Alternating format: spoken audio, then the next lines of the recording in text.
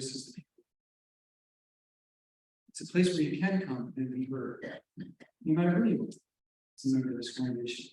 And I think that's really, really different about FM. There's a lot of things about the model this community offers that I find really powerful. The capacity for meaning, the constant opportunities for joy. But I want to focus on something a little more prosaic, which also gets my blood moving. This is, I think, in another context, Representative Schakowsky might call it democracy. Participation. In this space, we participate. We are not a congregation, with no disrespect to our brilliant leadership, that waits for the rabbi to tell us what to do. On our better days, we listen to what the rabbi asks. Not on our better days. But if we see, or if someone in this congregation sees a need, they respond to it. They say, this needs to be done. This could be done. This is a good idea. And other people in the congregation step forward and say, yes, that is a good idea. And our Play Kodesh has the wisdom and the strength to say, give it a try. Let's see what it is. Well, some of the greatest contributions and institutions of this congregation, our soup kitchen, our Shabbat morning service, our Sunday menu, our birthdays, our innumerable social action activities out in the community. Those are congregate driven. They have our leadership. They're informed by our Play Kodesh, who teach us, who guide us, who help us, strengthen us. But as Jewish activities, they are done by the people of this space. That is a very unique thing. I know because I listen to these children. They're in their 20s and 30s who go out looking for Beth Emet, and then they are going to college after they graduate, when they're starting families. And it is a very hard and lonely search they have. Because to find a space like this, where they are heard, where there are all sorts of people striving together, wanting to do things where their ideas fit in, it's hard to do. Because when there's a need here, and when we're needed, we respond. So, 3 quick things to close. Number 1, there is a need now. As the rabbi said, our bills have gone up because we're back in business full time. And if you can give extra, give to the Mitzvah appeal, I urge you to do so. There's a sweetener in this. Members of our board of former presidents of the congregation have graciously put together a fund, a matching fund for anyone who gives above what they gave last year, which is great. Sarah and I did it. We added it so that it can be matched 1 for 1, so it can help close the holes here so that we can keep our people functioning, keep this place going. I know all of you had your time and your talent, and I thank you for it. So I want to close where I began, which was children. Shinantum levanecha. We say the Shema every day. We say, teach your children. I have the privilege of teaching some of those kids. They sound shofar. They develop their talks for when they become bar mitzvah. Their future is now. They need a congregation that's functioning now, so that they know what it looks like when they go to build their congregation or to sustain this. So remember that. Build for them, build for us. And thanks for being here.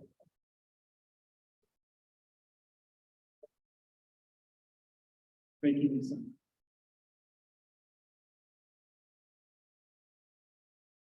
I now have the honor and privilege to invite another friend of mine, Michelle Oxman, who's a member of the board. She's going to introduce the program now. Michelle and I are study partners in our Tikkun Midot program. It's a pitch for a Tikkun Midot, if anyone, not to take away from the book we're reading, but there's other really fun spiritual things we're doing. So Michelle is a TJM member for many years, and so we're glad the merger, the bringing together TJM and Temple Menorah, been a beautiful thing. We had a great program a few Friday nights ago, so please come up and introduce the wonderful program we have for this morning.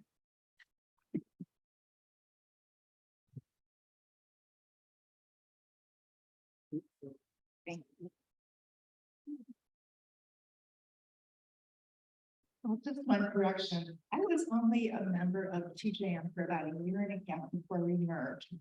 They asked me to be on the board like in January, and then in May or June, all of a sudden we were merged. So, but that's okay, because even though I lived in Evanston, when we first moved here, I thought, oh, this place looks like too big and too rich, and I don't think I'd fit in. But it was easier for me to come with a group. So, and now, unfortunately, a lot of that group is no longer here, but this is a place where if you show up and help out, you're heard. So anyway, so our speakers today are Representative Schakowsky and Peter Slevin. Peter Slevin is a professor at the Dill School of Journalism at Northwestern. He spent a decade on the national desk of the Washington Post and was the Chicago bureau chief for that paper. Currently, he's also a contributing writer for the New Yorker, and he's the author of a highly respected biography of Michelle Obama, published in 2015. Professor Slevin has reported on major stories all over the world, from the collapse of communism in Europe to the Florida recount in 2000 to the Iraq War and its aftermath. He teaches courses on the role of the United States in world affairs and on relationships between police, race, and community at home. Janice Schakowsky has represented the 9th District in Congress since 1999. She is a member of the House Democratic Leadership, serving as a chief deputy whip. And she's also in the Progressive Caucus, where she's a vice chair and chair of the Healthcare Task Force. Currently, she's a co-sponsor of HR 40, the bill to authorize a study of appropriate means of reparations for African Americans, and of HR 561, the E-Check to make abortion care accessible and affordable for everyone who needs it. Let's introduce HR 525 to provide support for at-risk students, to help cognitive and emotional skills, to help develop cognitive and emotional skills, to prepare them for higher education and entry into the workforce. Representative Schakowsky is a voice for Beth Emmett's values in Washington. And I was so relieved when I moved here to find out that she was our representative. So please welcome Professor Slevin and Representative Schakowsky.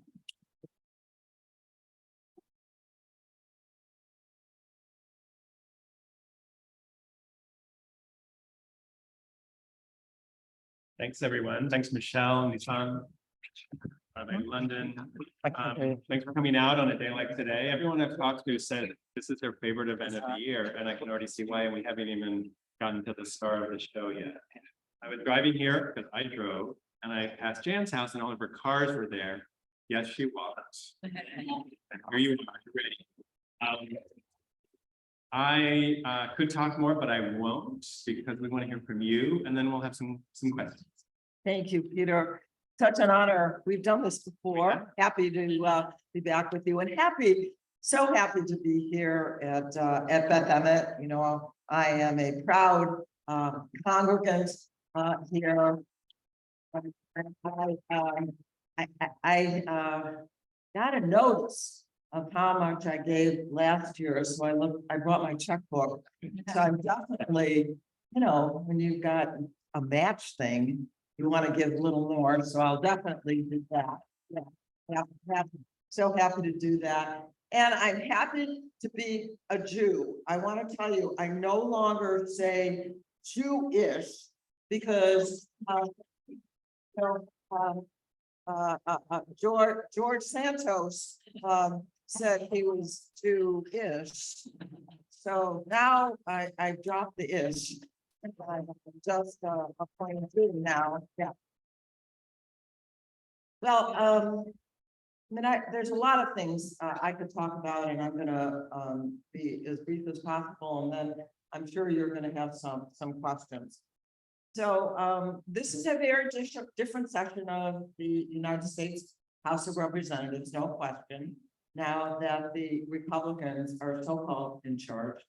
You know, I had the privilege of serving in the majority for a number of years under the woman who I think will go down in history as probably the most effective Speaker of the House, Nancy Pelosi, in history of the United States. Nancy Pelosi knew how to navigate all the difficulties or challenges. She knew how to hold our caucus together, the Democratic caucus, and to hold the House together. When in the whole last session of Congress, the 119th session, we only had a 4-person majority. So in other words, in order to pass bills that maybe the Republicans weren't going to support, we had to have unity, and we did.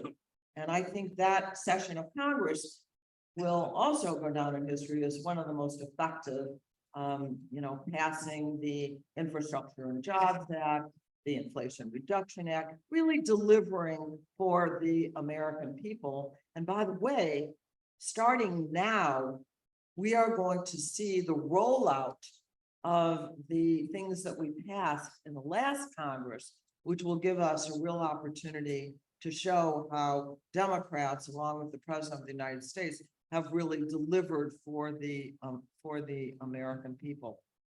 The Republicans right now only have a majority of 4. And that does include George Santos, who knows what's going to happen to him. He could be indicted, he could be removed. They also did some other interesting thing. They ended proxy voting, especially during COVID. We were able to vote remotely. And so that meant that the Congress could continue to operate. We could even have committee votes that way. The Republicans eliminated proxy voting. And let's realize things happen. I was going to say shit happens, but things happen.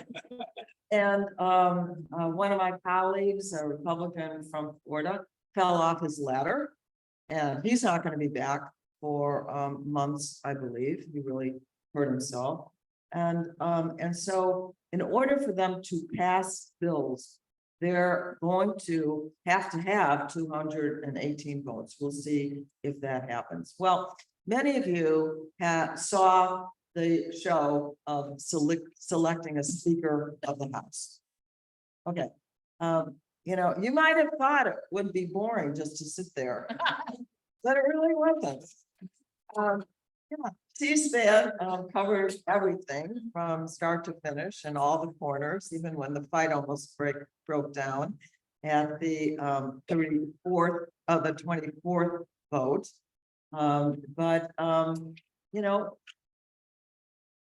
I don't know about you. I would have found, were I Kevin McCarthy, I would have found that process humiliating, but he didn't. So I don't know whatever you make of that. It was historic. The last time there was any serious vote for Speaker of the House was 100 years ago, and that was 9 votes. So this broke the record to take all those votes.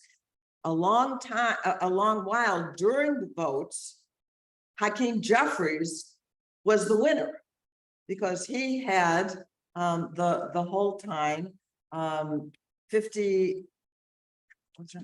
I'm sorry, 20. What was it? 212. 212 votes. And Kevin McCarthy didn't get that many. Finally, was able to wrangle enough votes to be Speaker of the House. We have great leadership. It was really the changing of the guard, from Nancy Pelosi to Hakeem Jeffries, and younger leadership in the House of Representatives, and a lot of new members. I am good friends with Max. I'll get it. Hold on. Where did I write it? Max Frost. Max Frost is 25 years old. And Max Frost invited me to his inaugural, when he got sworn in, he had a party. And I stood on the stage next to Max. And both of us honestly said, I said, and he said, I have been an organizer most of my life. Max, since he's 11 years old, he's been a fighter to end gun violence. Actually, twice almost a victim of gun violence at his high school, and then I haven't had the whole story of another incident, but he has been fighting to end gun violence since he's just a little kid. And we have a number of young people now. So I want to end with this.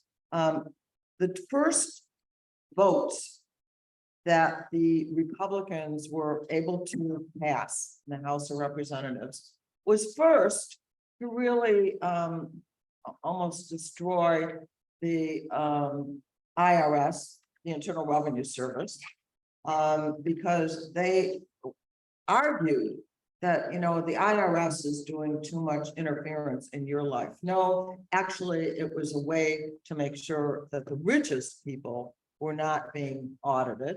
And the second two votes were to limit reproductive rights, to limit abortion rights in this country. My take on that is that didn't they notice what happened in the last election? The majority of Americans have spoken out, even in the ruby red states like Kansas, wherever there was a referendum around the country, Americans said no. Republicans and Democrats said no. We want to protect our bodily autonomy. This is what democracy is about, the kind of freedom to make our own decisions, but they continue to double down. Despite the fact that when we were in the majority, we passed twice legislation that would codify Roe v. Wade, that would say it was the law of the land. Now they are trying to go in the opposite direction. So Democrats are on the move, continuing to fight. There are actually 18 Republicans who are in states right now that Joe Biden won. And we tend to go back, and we plan to go back in 2 years and be able to take those seats and restore our basic democratic rights. Oh, I do want to say one more thing. On January 5th, Kevin McCarthy led the way for 143 Republicans to vote to overturn the election of Joe Biden as president of the United States. This is usually perfunctory. You go to the floor, you just confirm the election, and the Republicans in the House of Representatives, the vast majority, voted not to say that Joe Biden was the duly elected president. And now they control the House of Representatives. So we have a fight on our hands. And I certainly invite all kinds of activism and participation, like we heard about we do with Beth Emmett. Now we have to do with our country to make sure that we fight back against the diminution of our democracy.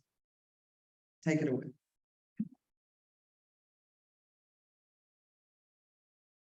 The stakes are so high for democracy, for the country.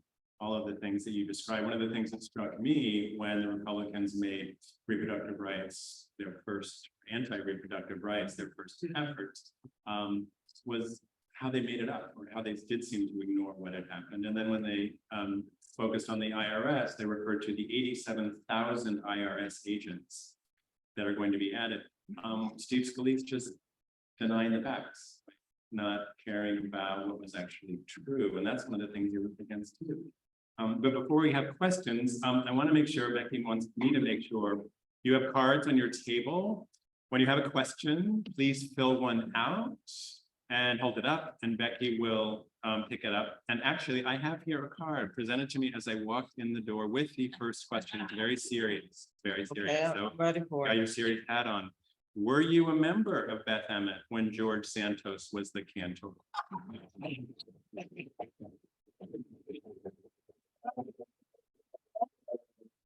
Now, I have to say, I was going to ask the George Santos question, but it was not as clever.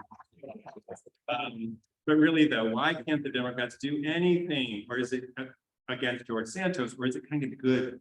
Goes the question for Santos to be there as a symbol of what the Republicans, or so many of them have become. Well, I mean, that's up to all of us to sort of decide, and of course, it isn't for us to decide. So Kevin McCarthy needs him right now to maintain the majority. So embarrassingly, he keeps defending him. But you know, I think that the courts may end up solving that problem, because it's not, he won't be expelled because he's a liar.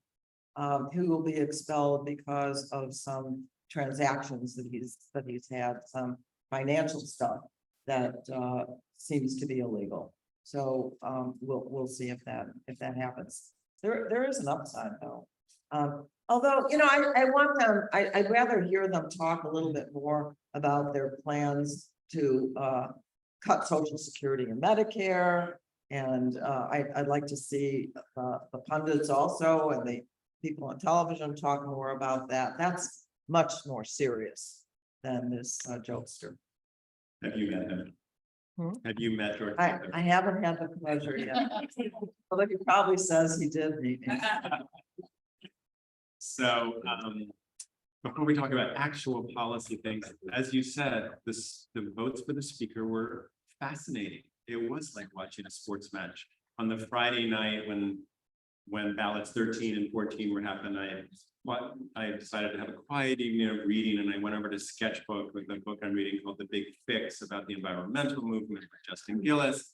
And I made the mistake of turning on my phone. It was stunning what was going on. But I'm very curious. You mentioned how Hakeem Jeffries kept the 212 Democrats together. What was it like behind the scenes? There seems to be some joy on the part of Democrats too. What were you doing, and what was it like behind the scenes?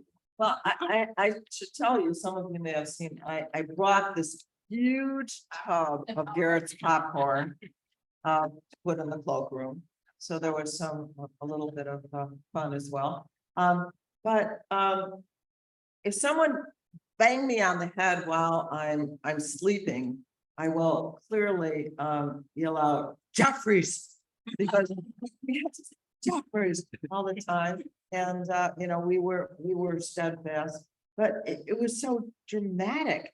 We would see little clusters of the Republicans gathering on the floor. You know, sometimes people kind of yelling at each other or squeezing arms or trying to get it happen. It really was quite the TV extravaganza to watch. I talked to a lot of people. I don't know if any of you stayed up till 1 o'clock in the morning to watch how this would finally end. But you know, we were steady and, you know, coming out for Hakeem. It was really crazy. Come a long way from the comment about Democrats as not being a party that can keep its act together. But this is a really critical question going forward with this very narrow Republican majority. Are you confident Democrats will stick together? And is there such a thing as a Republican moderate who will team up with you on certain things? Well, there are some moderates. We have heard that in the Republican effort to eliminate Ilhan Omar from the Foreign Affairs Committee, that we may have a couple of we know we have 2 so far. It would take some more, a couple more, to say that she shouldn't be expelled from the committee. Other than that, it's risky, they see for themselves. many of the Republicans who were more moderates in the last election lost their seats because of that. And so we'll see what kind of calculation some of the I know some of them are not happy with the votes, with leadership, with the decisions that are being made. But we'll see if they have the courage. And the courage would, Barack Obama spoke in 2012, which now seems like an eon ago, I guess it really was, about how the fever would break, he predicted, if he won a second term. And Mitch McConnell's widely known goal of making him a first-term president would be defeated. 11 years later, is there a fever, and what would it take to break? Or will it just, are we just in this for forever, long time? No, I absolutely think that the American people are so dissatisfied with issues like ending reproductive rights. We are seeing that Trump's numbers even and his support is somewhat going down. I do feel confident that this is a 2-year Republican majority in the House of Representatives, that we have a really strong chance now of taking it back in 2 years. But I also think they're going to help us, because one issue after another, they are going to present policies that are anti what the American people want.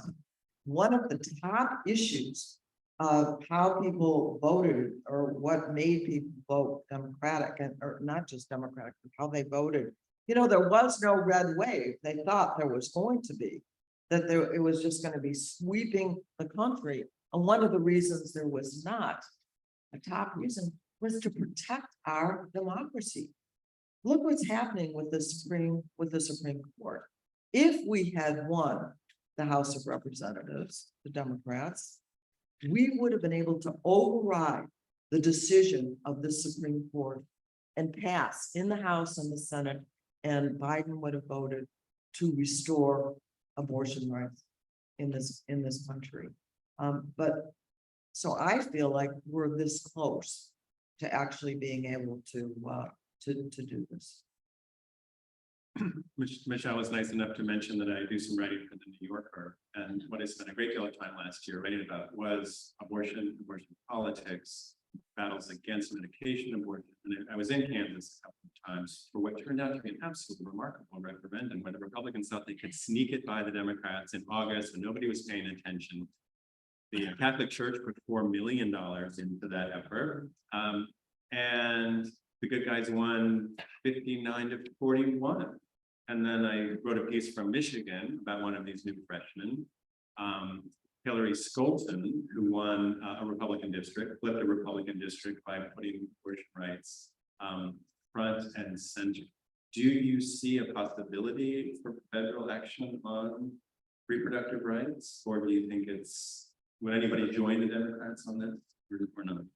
I think it's going to probably take until the next session of Congress. I think these Republicans are afraid. There was one woman, Mary, Republican, who actually went on television and said that she thought that the Republicans, she as a Republican member, had gone too far. But when it came to voting on the bills that came up, she caved in and voted with the Republicans. So I think it's, I don't think that they're going to be able to do it. Not surprisingly, we're here at Beth Emmett. We're getting some questions on Israel and the escalation of violence. This is a moment when, as you all know, Tony Blinken is in the Middle East. Netanyahu is back. He's got a strikingly conservative cabinet now. More violence, warnings about what may happen with the settlements. Is there something that the United States can and should do at this point? Well, it's sort of ironic that Bibi Netanyahu is probably the furthest left of his coalition right now. of course, the horrific attack has to be changed and acknowledged. And I think we heard the president and the administration. But the day before, there was also violence against Palestinians. And this is, I think, without a solution, I believe in a two-state solution, and that has been, by the way, the policy of the United States for decades. And some justice for the Palestinians, that we're going to see more and more violence. I know that the Israel Defense Fund, the IDF, made an announcement that it was going to eliminate a number of villages south of Hebron to build a training camp for soldiers in Israel. These are some villages that have been there for decades, the Palestinians. And I just think that this direction, which I think the leadership, the Knesset right now is dominated by people who really aren't concerned about democracy either, you know, the idea of allowing the Knesset to overturn the Supreme Court. So I think this is a fraught moment. There's no question about it. I have no idea how this resolves itself. I understand that, you know, there's turmoil within members of the Knesset right now. I don't know, but it's, you know, violence begets violence. And while we're talking about violence, sadly, Russia and Ukraine, some Republicans have said that they may not want more US arms and support for Ukraine. They couch it in various ways. Obviously, the Europeans are involved. Joe Biden has kept NATO together and united in a rather remarkable ways. What do you see as the future for the US role in Ukraine? Well, when President Zelensky came and spoke to the Congress, a very special moment for sure. Spoke in English, which, as you know, is not his native language, and it was an eloquent speech. And one of the points he made was that this is not charity for the United States to give, but is also a matter of our own national security and really the security of the world. If we were to see Russia succeed with annexing Ukraine, and by the way, I bet there's a lot of people, I certainly have Ukrainian blood running through my veins. Both of my parents as small children with their families came from what is now Ukraine to the United States to get away from Russian aggression. But anyway, I think that I do think that it's true that seeing Vladimir Putin and Russia be able to go and take Ukraine would just be the beginning. I think that's how he sees it. So I support the careful support for Ukraine. They want us, and President Zelensky would like to see us cover the airspace. We can't do that.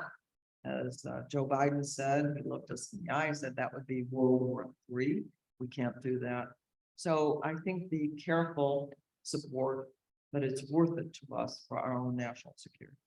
And do you see this as a long-running commitment? Your mic just died. Oh, it did. So it did.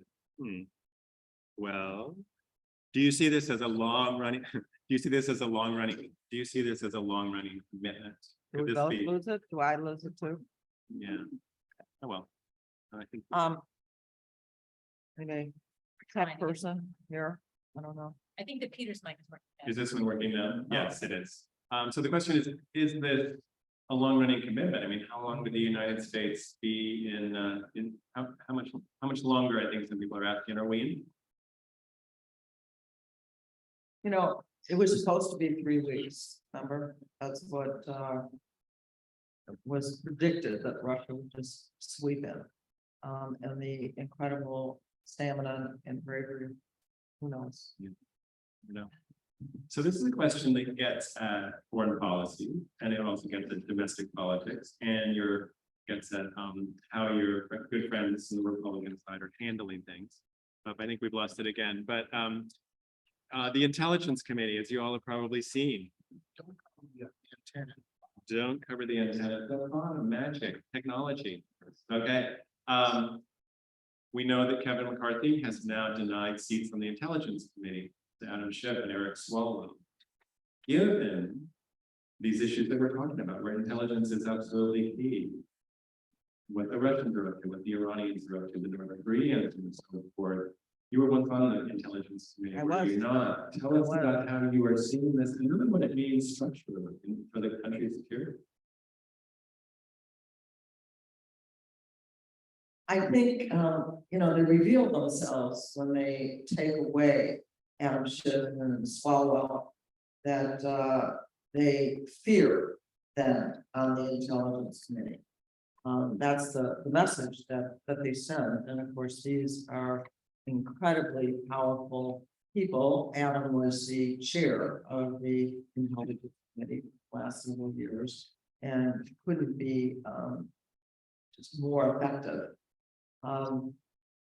The reason they can do this without a vote is because the Speaker of the House has the prerogative of deciding who is the head of the Intelligence Committee. It's in a different category, whereas they have to take a vote for someone like Cohen.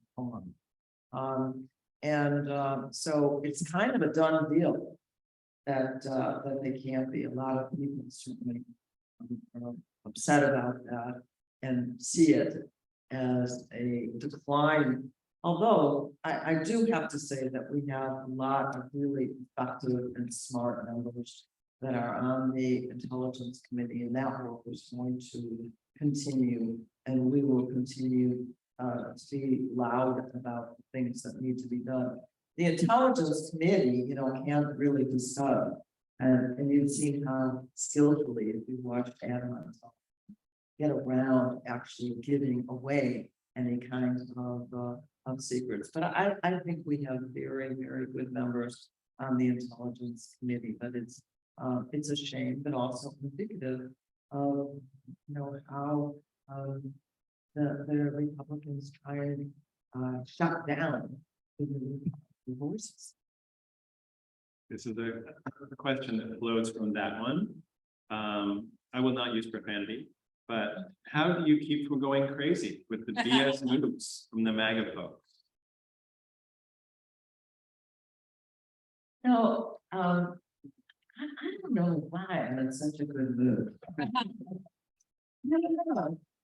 I think that the way they are is so apparent to most people, and as they go along and do these really stupid things, and I think it's going to get worse as they go. I think their legislative agenda, which by the way they seem to have a hard time coming up with too. They put bills on the floor and they took them off the floor, not doing a vote. I think their ineptitude is going to be the shining light that we're going to see, and also just how much they're going to go against the grain. And so far, so good. hoping for self-destruction. Sorry. Can you remember a time that was similar to this in all your years? Is there a fundamental shift? So, the newer members say to me, you know, because I've served actually probably more in minority than in majority. They said, was it always just like this? Was it always just that? I said, it was never like this. I served all through the Bush administration. And I certainly, we didn't agree on a lot, like the Iraq War, and we all been writing about that, but I chaired, or was one of the chairs of the Out of Iraq Caucus, etc. But on domestic policy, we actually got a lot of things done, because the definition of the job then was being a legislator meant you can fight like cats and dogs among the parties, but at the end of the day, you have to come up with a compromise. You have to deliver something for the American people. Which, when the Tea Party came in, that was totally different. We didn't come here to compromise. Compromise is a dirty word. And that has really maintained itself as a philosophy.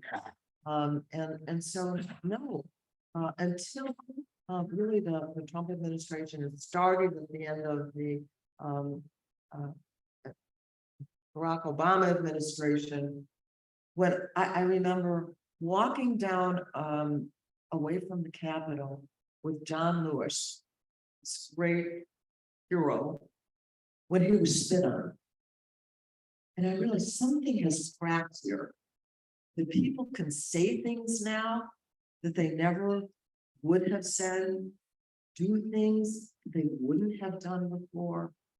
And that's kind of how it's maintained itself. And as we all remember, when Joe Wilson during the State of the Union shouted out, "You lied," to Barack Obama. And we've seen video footage of Marjorie Taylor Greene berating the young man who just graduated from Parkland High and survived all of that. And you mentioned Barack Obama and this notion of getting along. And you may remember the funny press conference where someone said, "Now, Mr. President, you just don't seem to like schmoozing. You don't like to go up on Capitol Hill. Why don't you go have a drink with Mitch McConnell?" And his response was, "Why don't you have a drink with Mitch McConnell?" Wasn't what he was going to do somehow. You mentioned John Lewis. Voting rights, voter suppression has become this giant issue. Again, one where in many states, as with reproductive rights, lo and behold, small d democracy seems to be pushing forward. But again, is there any hope, or do you have advice on what to do to preserve voting rights and to expand them? Again, I think that is on the agenda of things that we're going to be able to pass. When the Voting Rights Act was amended years ago, I was there in the discussion with John Lewis. It was heartbreaking, although John would always say, just keep going, never give up, never, anyway, John was amazing. What they did was say that the scrutiny that had to be given to certain states that had a history of limiting voting rights, that the times have changed, that now that we can restore their ability to set their own rules. No sooner did that pass, but they started with the voter suppression laws. I mean, immediately that we see now across the country. And people are, more and more concerned about that. Imagine them putting in a rule that you can't drink water and no one can bring you water in the line waiting to vote. I mean, it's almost laughable, except if you're a person that needs to have water, an older person waiting in line, it can be deadly if you can't even get a drink. And that's the extent to which the cruelty, some people say the cruelty is the point. I don't know. We can't do this. This is not who we are. The ripple effects are so evident, as you say, after Shelby County versus Holder, when John Roberts said, as Jan reported, that no, that was in the past, we've got this all worked out. In North Carolina, as you said, the very next day, And then the state courts got involved, and now we're seeing how important the Supreme Courts are. And now, and you know, when you look at Wisconsin, which has this critical battle for the Supreme Court, a pivotal Supreme Court seat in April, money is pouring into those kinds of races, and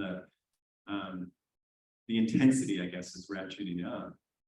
Well, where you are on Capitol Hill, we're also seeing just from these questions, how many issues are just so tough. And we have a question here about guns, assault weapons, policing, federal solutions to some of the things like we saw in Memphis with Tyree Nelson, Highland Park, just up the street from January 4th. What is possible on guns? The vast majority of Americans believe that there should be universal background checks. They don't have universal background checks. Do believe that there should be a ban on assault weapons, which there actually was under the Clinton administration. And we saw a great drop in that there weren't as many mass shootings as there are now. But what there were, there was a great drop in those. People think that. Again, we have the American. That's the thing about all of these issues. Not only are Democrats fighting for these things, not only are progressives and activists fighting for these things, we have the back of the American on most of these issues. So I really do think, now we were able to pass 3 bills that you know, had not been passed for decades. The first in, you know, I think it was 3 decades that we finally got passed. Were good, they will save lives, they're not the dramatic ones. But I do think that the NRA is losing some of its juice here. That, you know, we're going to be able to move on. I had a roundtable with some high school students, and I had not realized the extent to which the anxiety they have about going to school. A girl who showed me her bulletproof backpack that she won't even put in the locker. She has it with her all the time when she is at school. And really, the mental challenge, the illness challenges that we see among our young people, I think a good deal of it has to do with fear of violence. The ETHS newspaper, which I think many of you probably know, the Evanstonian, did an entire issue last month on violence. There was a lockdown at ETHS a year and a month ago in December. Highland Park as well.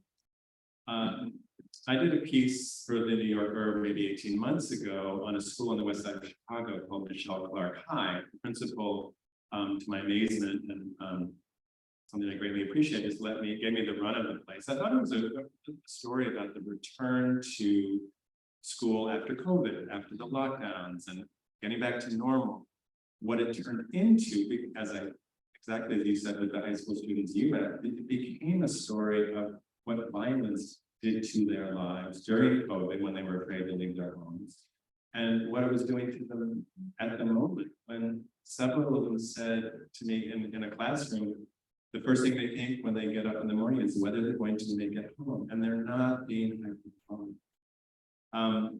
Which brings me to local politics and Chicago. I've been doing some reporting on the mayor's race. As you all know, there's 9 candidates running for mayor, 8 people challenging Lori Lightfoot on February 28th. And wherever I go, I was at an NAACP event on the west side yesterday.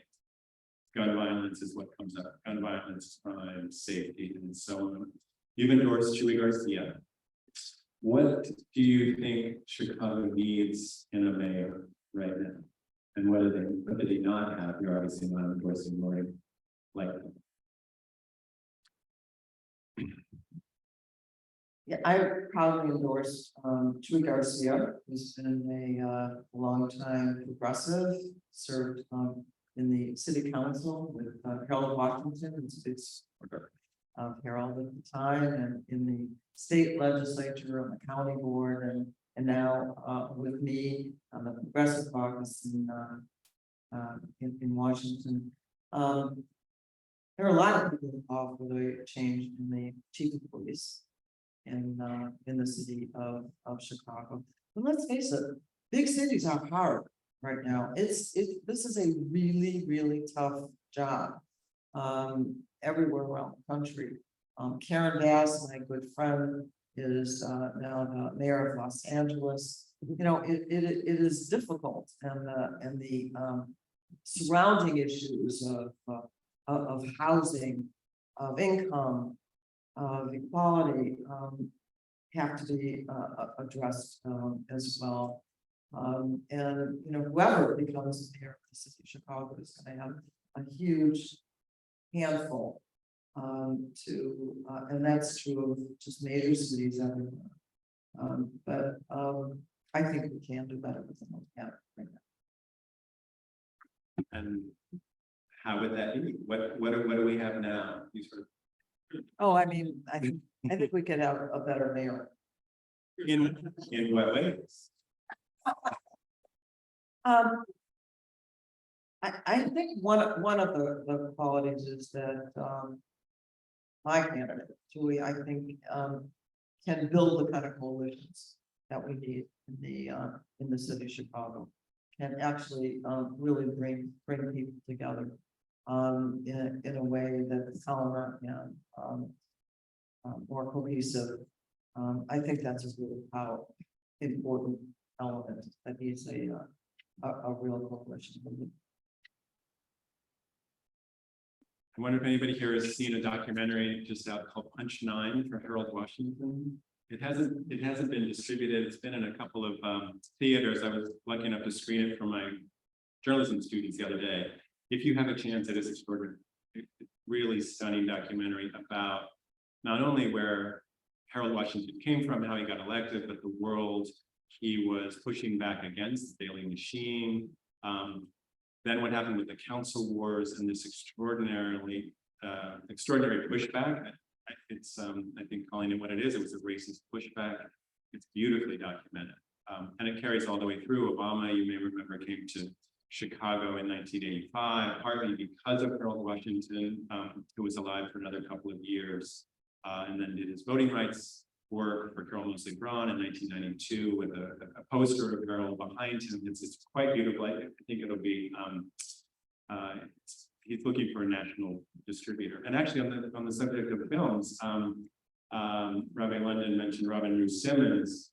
You all may have seen there's a new PBS film documentary about her reparations effort in Evanston called The Big Payback, which ran on Martin Luther King's King Day on that Monday, and is available.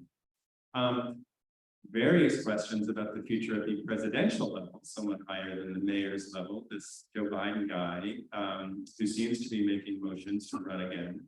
One question is, will the intelligence, the classified documents hurt him?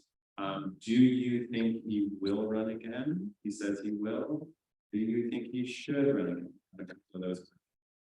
Well, I definitely support Joe Biden. We'll see what happens going forward, and what his decision is. Well, I mean, the difference between how Joe Biden has handled this issue of the classified documents. Let me be clear, as a member of the former member of the Intelligence Committee, I one time walked out accidentally in my folder of a document that I saw in my office that classified at the top, and they had a column with a special suitcase, and, you know, put it in there and I signed up paper. So this is taken very seriously, no question about it. But the idea that Joe Biden was somehow squirreling away on purpose all these documents in various places in his house, you know, did not take responsibility and agree right away, and now there's a special prosecutor, whatever, counsel looking into it, and having to get subpoenas to go into Trump's house to get and get the papers and him saying they're mine, I have a right to them, and I mean, it's completely different. The obstruction that he's put in when it comes to dealing with these with these documents. Of course, the Republicans have you know, glommed onto that and said it's the same thing, and they're going to do investigations. But I think another thing that most Americans rejected was this idea that we're going to just spend all our time, or they're going to spend all our time going into one investigation after another, when I think when most people know, what most people want to know is, what are you going to do for me? And that's not on their agenda. Joe Biden has come in and had some extraordinary success, not least because of your work and Nancy Pelosi's work on the Hill and Chuck Schumer's. What's working for him? Why has he been able to do things that, frankly, not a lot of people didn't expect of him? That's Joe, you know, I mean, and the time was right, and the majorities were right, the House and the Senate. You know, things like the need for infrastructure was so blatant in the United States that we were able to pass a bill, to get the Republicans to join with us. The need to address COVID, and he was there with all kinds of really creative things that were done to save the economy and to save lots of lives. The focus on workers and small businesses. I mean, I don't. It just all fell together, and I think he did a great job. Does he have a different approach in dealing with Congress than Barack Obama did? So he is a snoozer. You know, he'll come, like, even after, we'll see how it goes, the State of the Union. But after the State of the Union, I think he was the last person to leave the floor of the House. I mean, he loves to just, you know, talk to people, and he does have a great method about ask about family, and so he enjoys just the interaction of being the president of the United States. He's a real social guy. The difference. Sounds like you kind of like him. I like Sort him. of I like Barack. You like Barack too. Okay, fair enough. Love Barack. Love Barack. We got that. See, when you miss the microphone, you know, you don't get all the cool open mic things. When you think about the other side of the aisle in the 2024 political calculus, we know now that Donald Trump was out in New Hampshire and in South Carolina. We know from today's New York Times that he was 3 minutes into his first speech when he said that the 2020 election was rigged and stolen. No one can really have a crystal ball, or else we would have seen Donald Trump coming. But what insights can you offer as to where the Republicans may be moving?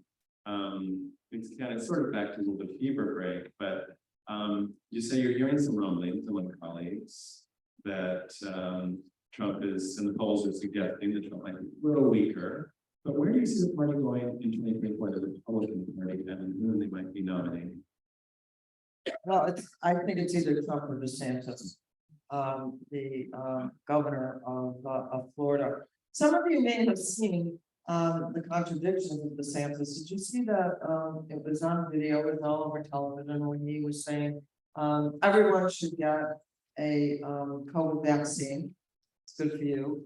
And then he became the biggest anti-vaxxer around, and adopting all of these false scare tactics about COVID.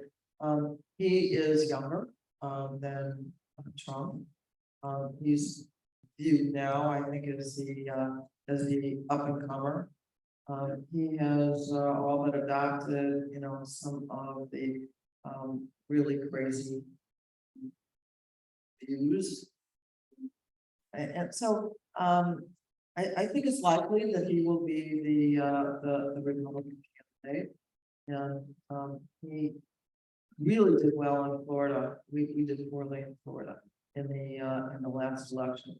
But I don't know how much traction that he'll be able to get, because I don't think the policies he's gonna suggest are gonna resonate with ordinary people, that it's gonna be great for their future and their children, so, but I think it's DeSantis.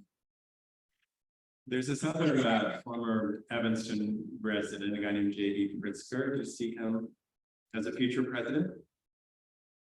So, if Joe Biden doesn't run, he did a good job, he went to New Hampshire.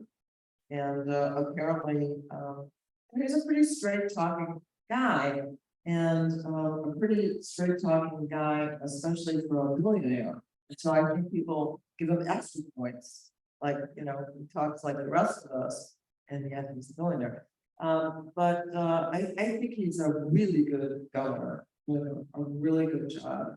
And I think there'll be a wide field if Joe decide to run again.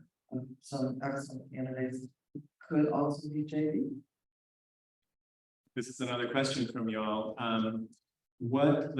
If for a moment we say that Joe Biden doesn't run, what would you want to see in the politics and in the personality of a Democratic nominee to be, let's say, Trump or DeSantis?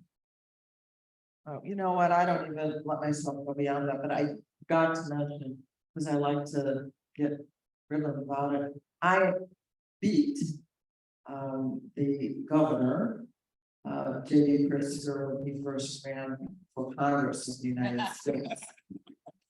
I take the opportunity. I love it.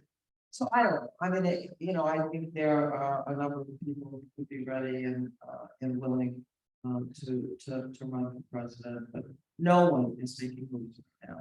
No one, the Democratic side, wants to make any moves that would suggest that they're preparing for a race that we're there supporting Joe. I think we're winding down, and I won't get to every question, but this is an important one, and it goes to the future of small d democracy, and certainly to the prospects of Democrats. When you have so many Republicans believing in an alternate reality, a parallel universe, what Kellyanne Conway called alternative facts. When you have Steve Scalise, one of the highest ranking Republicans in the House, saying that the 87,000 people the IRS would hire, many of whom were to answer the phones, are actually agents coming at you. Have facts that are not facts. What do you do? How can you and your colleagues make a difference in trying to get the word out? How can the rest of us? This is a really, really challenging question, partly because of social media. Scalise also said something when we were debating the issue on abortion. He said he said, I know it's hard to believe, but there are states in this country that a doctor can kill a newborn baby and call it an abortion.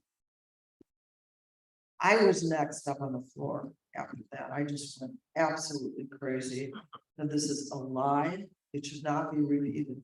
But of course it was. I had my staff look online. And so the Scalise quote went over and over and over again on social media, saying that this is the truth. You won't believe it, but it's the truth. So I've been very involved on the issue of disinformation, misinformation, and I've been protesting Trump getting back on Facebook. Facebook, by the way, itself helped to organize the insurrection. That's how people coordinate. They should be held responsible. Yeah? And now they've made a decision that Trump, candidate for president of the United States, should be able to come back on Facebook. I say absolutely, he should not. So this is a challenge that we all face. That this issue of what's true, what is reality, and we just have to compete with that, and to the extent that we can have rules that would prevent disinformation. That's my subcommittee that works on these. It would be helpful. So a final thought and a final question. You said at the beginning that you're feeling kind of good. That notion that maybe history is kind of turning your way, that the Republicans might just be placing themselves in this corner. I covered a long time ago, 1989, the Solidarity movement in Poland. And the first time that Solidarity reared its head, the Russians cracked down and Schakowsky triumphed for a few more years. But by 1989, things were changing. As we now know, the wall would fall by the end of the year. And there was a wonderful cartoon back then in Adam Nicknick's newspaper, and it showed a tug of war. On the one side were the communists, the Polish communists. On the other side were the people who would go on to win 99 seats out of 100 in the Polish Senate on January 3rd. And the communists are wearing roller skates. They were not going to win that tug of war. Are you feeling, when you in your upbeat moments, that the Republicans really just can't pull off this for the long term, this lurch to the right? Yes. When you go back to Washington, just take them some roller skates and have it be done. Thank you for these amazing questions. Thank you for doing it again.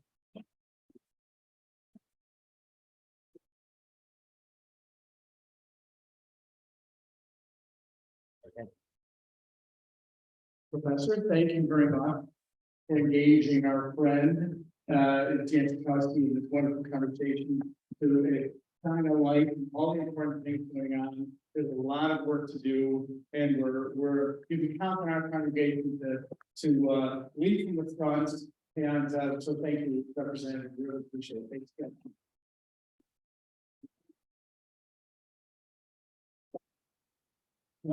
So another 2 minutes, I have to say my most important thank you for the end. So I thank all of you. I'll get into the all here, and all those who have tremendously donated to the Mitzvah people, for your support of the synagogue, for your generosity, for your acts of loving kindness. It means a lot to the congregation and to the community. So that's the biggest thank you I can offer tonight from the sincerity of the leadership and the coalition. And Nissan and Rabbi London and others have spoken about. We have this yellow piece of paper on your table. If you're so moved, we've got an incentive. Anyone wants to feel like be inspired to donate. There's a wonderful matching program. But I want to end it with enormous thank you. So glad to be back in person again. Been so long. Thank you.